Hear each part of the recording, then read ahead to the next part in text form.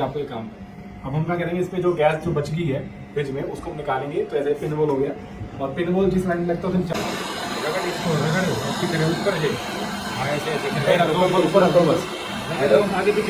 ऊपर। अगर ये आवाज़ हमारी वैक्यूम पंप की जो आ रही है, अगर 10 से 15 मिनट के बाद भी हमारी आवाज़ बदल ले रही, मतलब 15 मिनट के बाद आवाज़ सेम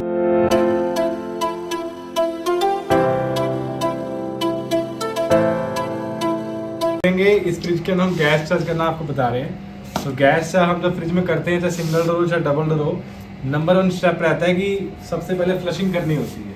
और फ्लशिंग करने के लिए जो एसी जो फ्रिज में हमारी जो गैस जो डली होती है, जब बची होती है, उसको आपको निकालना है।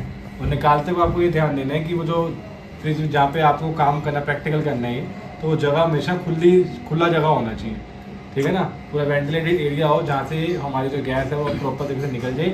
और एक बार ये भी ध्यान देना है कि जब भी आपको गैस का काम करना है, गैस को निकालना है, गैस डालनी है फ्रिज के अंदर, तो ये ध्यान दो कि किचन में काम मत करें, और उसके आसपास जहाँ भी आप काम करो उसके आसपास कोई बंदा आग ना जलाता हो।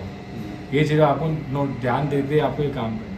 अब हम क्या करेंगे, इस पर जो गैस जो बच गई है फ्रिज में उसको हम निकालेंगे। तो ऐसे पिन होल हो गया, और पिन होल जिस लाइन में लगता है उसमें चार्जिंग लाइन कहते हैं, चार्जिंग लाइन होगी।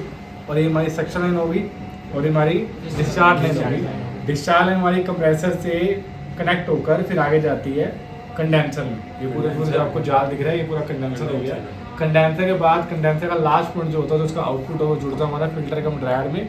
और फिल्टर कम ड्रायर के बाद हमारा अगला पार्ट हमारा आता है, उसका नाम होता है कैपिलरी। कैपिलरी हमारी यहाँ से शुरू होकर ऊपर जाती है फ्रीजर बॉक्स में, ठीक है ना। और फ्रीजर बॉक्स के बाद हमारा आती है सेक्शन, क्या आती है सेक्शन। और सेक्शन हमारी आके यहाँ से जुड़ के वापसी कंप्रेसर में आ जाती है, ठीक है। तो ये हमारी साइकिल होती है फ्रिज के अंदर, ठीक है ना। तो हम क्या करेंगे, पहले इसमें जो गैस जो बची हुई है उसको हम निकालेंगे। सबसे नंबर 1 काम ही यही है, जो गैस बची हुई उसको निकालना है। तो जो गैस निकालनी है तो आराम से गैस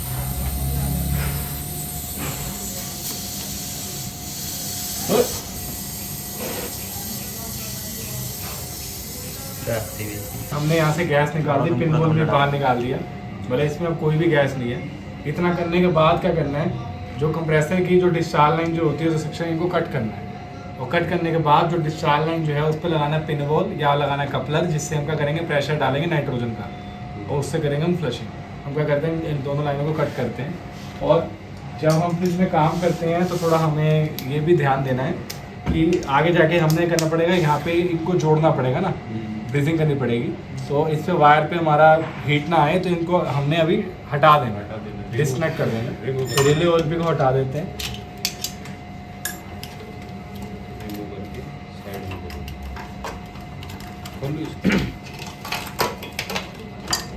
जब भी तो काट देते, निकाल ले डिस्चार्ज लाइन कट करके। इस तरीके से हमने सेक्शन लाइन भी काट के यहाँ से निकाल देनी है, और वापसी इनको जोड़ना भी है, ठीक है ना। ये क्यों कर रहे हैं, क्योंकि इसमें हमने फ्लशिंग करनी है, इसलिए हमने ये पहले काम करना ही करना है, ये कट करना ही करना है। सर जैसे किसी क्या इसको पकड़, बस सही है, सही है। बस हीट करो बस। पकड़ लीजिए ना, वहाँ से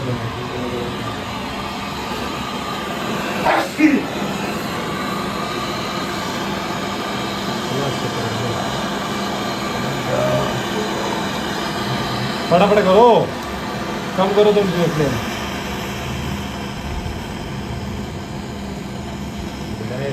हमें दिख नहीं रहा था, पिघल नहीं रहा है, पिघलेगा, अब पिघल नहीं रहा। रगड़ इसको, रगड़ अच्छी तरह ऊपर है।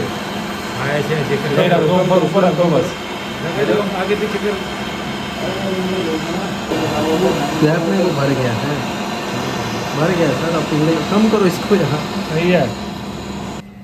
अब जो डिस्चार्ज लाइन जो है हमने उसमें पिन होल लगा दिया, ठीक है ना। कपलर भी लगा सकते हैं, पिन होल भी लगा सकते हैं। पिन होल ज़्यादा अच्छा रहता है क्योंकि इसमें लीकेज नहीं होती, कपलर में लीकेज थोड़ी ज़्यादा होती है। क्योंकि हमारा जो ये पाइप था ना डिस्चार्ज वाला, ये हमारा 3/16 का था, तो उसमें पिन होल वो कपलर लगाना थोड़ा मुश्किल हो रहा था, मतलब वो बार बार लूज़ हो रहा था, इसलिए हमने यहाँ पे पिन होल लगा दिए ब्रीजिंग करके। और लगाना किस पर, डिस्चार्ज लाइन पे। अब हम क्या करेंगे, यहीं से हम नाइट्रोजन का प्रेशर डालेंगे, ड्राई नाइट्रोजन। वो हमारी नाइट्रोजन पहले जाएगी डिस्चार्ज से होते जाएगी कंडेंसर में, कंडेंसर निकल के हमारी आएगी फिल्टर कम ड्रायर में, फिर आएगी कैपिलरी में, फिर जाएगी हमारे फ्रीजर बॉक्स में। और वहाँ से हमारी वापसी सक्शन से होते हुए यहाँ पे आ रही है। तो हमें लाइन काटी हुई है। अगर हम यहाँ से नाइट्रोजन डाल रहे हैं और यहाँ से यहाँ बाहर आ रही है, इसका हमारे जितने भी पार्ट जो है वो सबके हैं खुले हुए हैं, उसमें कोई ना कहीं भी हमारी चोकिंग वोकिंग नहीं है। ये काम आपको करना है कम से कम 3 से 4 बार ही करना है, ठीक है ना। मान लो यहाँ से प्रेशर डला हुआ यहाँ से यहाँ निकल रहा है, तब भी आपको 4 से 5 बार फ्लशिंग जो है वो करनी ही करनी है। सर इधर से भी डाल सकते हैं क्या? नहीं इसी थ्रू से करना है। साइकिल यही है। इस 4 लाइन पे हमने पिन वो लगा दिया था फ्लशिंग करने के लिए। अब इस पे हमने आगे जाके लाइन कनेक्ट करी है, टेढ़े वाला ऐसा पिन होती है वो कनेक्ट किया, और ये हमने कनेक्ट किया बीच वाले में, और इस वाले को कनेक्ट किया हमने सिलेंडर पे, नाइट्रोजन सिलेंडर, ड्राई नाइट्रोजन। और जब भी आपको नाइट्रोजन फिल करनी है पहले आपको रेगुलेटर खोल देना गेज का, रुकना नहीं चाहिए, रेगुलेटर खुला पूरा खुला होना चाहिए। रेगुलेटर खुला हुआ है। अब हम इसको जितना टाइट करेंगे उतना आपको प्रेशर यहाँ पे बढ़ता दिखेगा। और कितना प्रेशर आपको देना है? करीब देना है 100 से 120 बोला था ना सर। करीब 130 के आसपास है। और देखो वहां से हमारा प्रेशर था वो निकल रहा है। इसके अलावा हमारे सभी के सभी पार्ट क्या हो रहे हैं? फ्लश हो रहे हैं। सबके सब पार्ट हमारे क्या है? खुले हुए हैं, कहीं भी चोकिंग नहीं है। फिर भी ये काम कितनी तरह से करना है आपको? 4-5 बार ये करना ही करना है। एक बंद चालू करना है, इसको चालू रखना है, इसको और प्रेशर जाता रहेगा 4-5 मिनट के लिए। हाँ सर वो उस पे दबा के रखना पड़ेगा। हाँ, दबा कर रखना। इसे कहते हैं फ्लशिंग, ठीक है। इसके हो जाएगी, ठीक है ना। तो पहले आपको नाइट्रोजन रेगुलेटर का बंद करना है। हमारा देखो सुई जो है वो नीचे आ रही है क्योंकि वहां से प्रेशर निकल जा रहा है। ये नीचे आ रही है, 0 पे आ रही है पूरी, ठीक है ना। मतलब फ्लशिंग कंप्लीट होगी हमारी। फ्लशिंग के बाद हमने जो लाइनें यहाँ से कट करी थी, इन लाइनों को वापसी से इन पे ब्रीजिंग करके जोड़ देना। अब ये प्रोसेस आएगा, इनको जोड़ना है, ब्रीजिंग करनी है। बंद कर दिया। अब इसको भी हम खोल देंगे, ये सारा कुछ हटा देंगे। अब ये सब कुछ हटा दो। हटा दो उसको भी।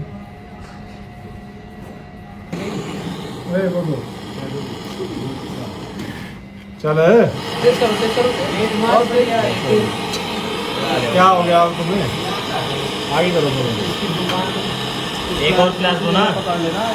बस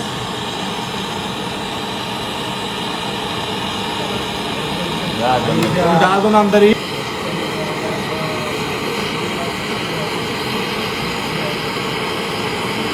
जाओ बाबू, जाओ।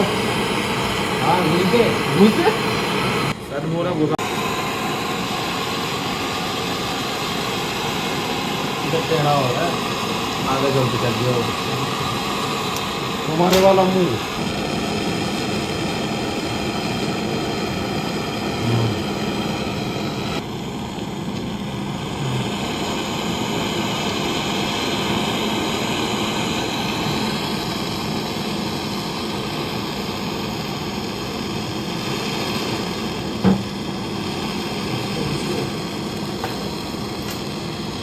हीट कहाँ मार रहे हो?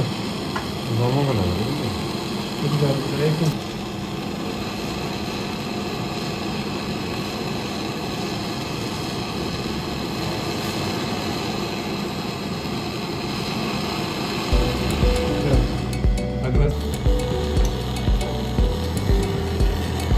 लाल होने तो फिर लेके आना।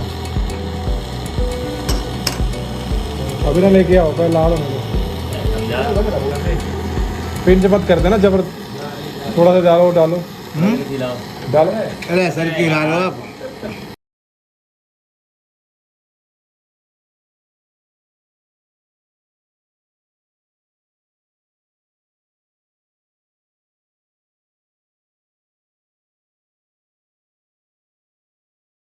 तो कर ले आओ ज्यादा कारी। नीचे तक वाह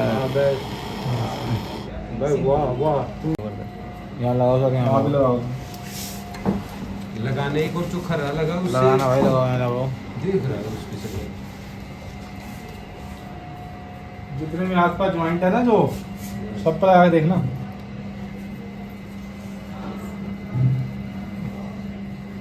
अरे झाग तो लगा लो कंप्रेसर का, इसका।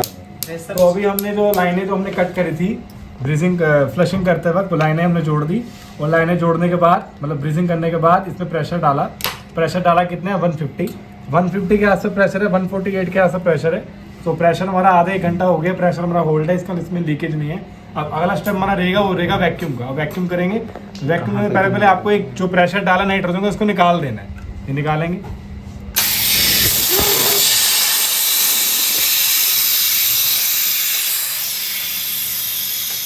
ये निकालने के बाद फिर हम क्या करेंगे, ये पिन वोल जो हमने निकाला था सबसे पहले स्टेप पे निकाला था, इसको वापसी लगा देना। टाइट करो। सकती है।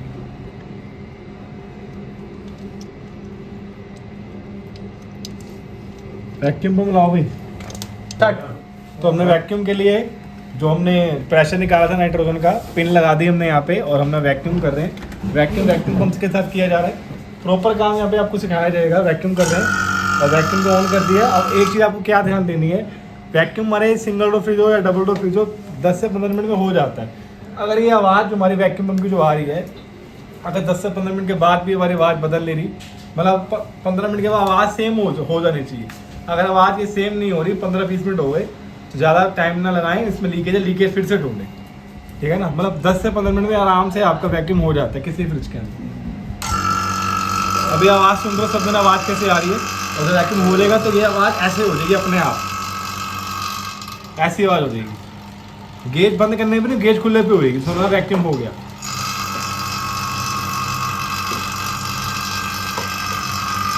अभी वैक्यूम हो रहा है, तो 10 से 15 मिनट जो वैक्यूम कर रहा है, फिर आपको आगे दिखाते हैं। अभी इसमें हमने वैक्यूम कर दिया है, तो हमारी जो गेज की जो सुई है वो -30 पे आ गई है। अब इस वैक्यूम को 5 से 10 मिनट होल्ड रखना है। अगर इसकी सुई उठ के 0 आ जाती है तो इसका मतलब इसमें लीकेज है। तो 10 से 15 मिनट हमने वैक्यूम किया, तो हमारे जो रिजल्ट मिल गया, हमें -30 पे हमें प्रेशर वो सुई मिल गई, इसमें वैक्यूम हो गया। तो 10 से 15 मिनट वेट करेंगे। अगर इसकी सुई उठ के 0 आ जाती है तो इसमें इसका मतलब कहीं ना कहीं लीकेज है फ्रिज में, ठीक है। तो वेट करेंगे, उसके बाद आगे आपको बताते हैं। एयर पर्च करेंगे हल्की सी, गैस तो आ ही नहीं रही बाबू। पर तो हमने सेक्शन जो स्टैंडिंग प्रेशर डाला था 20 जो डाला था वो माइनस में आएगा, ठीक है ना। और थोड़ी देर मतलब 5 से 10 मिनट की गैस को मतलब जो तुमने डाली है उसको सर्कुलेट होने दो, और फिर उसके बाद जो प्रेशर डाला हमने, मान लो एग्जाम्पल लो 20 से चला, तो ये मान लो एग्जाम्पल 0 आ गया। अब हमने इसका डालना कितने है, डालना है 8 से 10 सेक्शन प्रेशर। तो आपको 0 को 8 10 तक कर देना, तो गैस पूरी हो जाएगी, ठीक है ना। चालू करते हैं, दबा दो। चला कुछ